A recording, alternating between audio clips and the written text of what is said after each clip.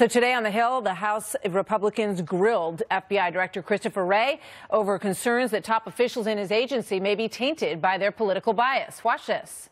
If you kicked everybody off Mueller's team who was anti-Trump, I don't think there'd be anybody left. The Democrat National Committee in the Clinton campaign paid the law firm, who paid Fusion GPS, who paid Christopher Steele, who then paid Russians. And now we have Special Agent Strzok. And that same agent is the one who reportedly interviewed Secretary in an interview that you and I have never seen conducted that way before. Whether Strzok was involved in this, that needs to be disclosed to Congress. Whether the dossier was used to generate surveillance with a FISA court on a Trump associate, that needs to be disclosed to Congress. We have sat here for almost 2 hours and have heard nary a word from my Republican colleagues about Russian interference in our election.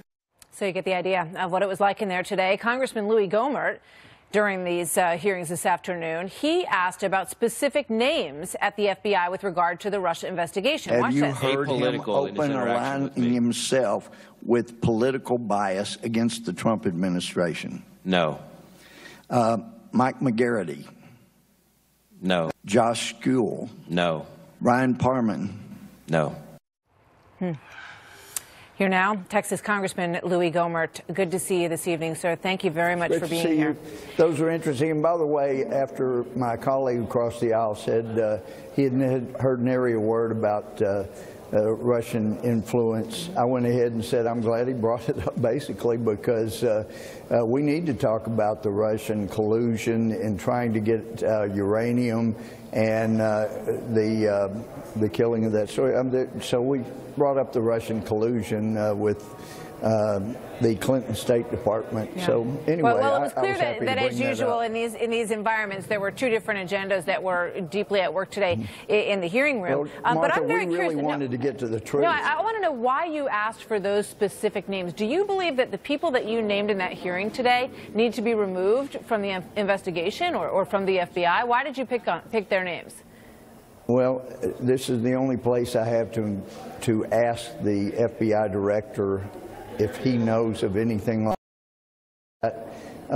There are indications that there will be other shoes drop in the future, and I wanted to know his position. So all I can say is stay tuned. So you have reason to believe that the individuals that you named in there today may be added to the list of Peter Strzok and Bruce Orr? They may be removed?